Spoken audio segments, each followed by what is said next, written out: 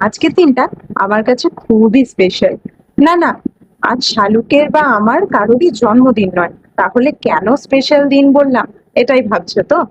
বললাম কারণ শালুক আজ প্রথমবার হলে মুভি দেখতে যাবে। এখানেও অনেকে ভাবতে পারো, মুভি দেখতে যাবে, এ আর এমন কি, এর মধ্যে আবার স্পেশাল এর কি আছে? হ্যাঁ আছে, সবার কাছে না হলেও আমার কাছে আছে। জানো তো, এর আগে আমি অনেকবার ভেবেছি যে শালুককে মুভি দেখাতে নিয়ে যাব, কিন্তু ঠিক সাহস হয়নি।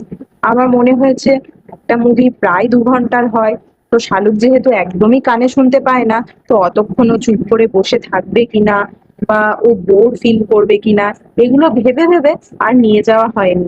কিন্তু ফাইনালি যখন মহাআফতার নরসিমহা রিলিজ করলো, আমার মনে হলো এই মুভিটা ওকে দেখানো যেতে পারে। শুনতে না পেলেও দেখে ও ফিল করতে পারবে আর সবটা বুঝতে পারবে। এবং বিশ্বাস করো, আমি একদম ঠিক ভেবেছি। ও সত্যি ফিল করছিল আর মাঝে মাঝে তো প্রণামও করছিল। তবে এই মুভি দেখতে নিয়ে যাওয়ার জার্নিটাও কিন্তু অতটা সহজ ছিল না আমার কাছে। দেখতে যাওয়ার 2-3 দিন আগে থেকে আমি ওকে আমার মতন করে বুঝিয়েছি, ওর সাথে গল্প করেছি, আমাদের ঠাকুর ঘরে ভগবান বিষ্ণুর যে ছবি আছে তার সামনে বসিয়ে ওকে বুঝিয়েছি, ভিডিওস দেখিয়েছি, তারপর নিয়ে গেছি। আর তার রেজাল্ট হিসেবে কি পেয়েছি সেটা তো শালুকের মুখের হাসি দেখে তোমরা সকলেই বুঝে গেছো। আর শালুকের এই খুশি দেখে আমার স্পেশাল দিনটা আরো স্পেশাল হয়ে গেছে।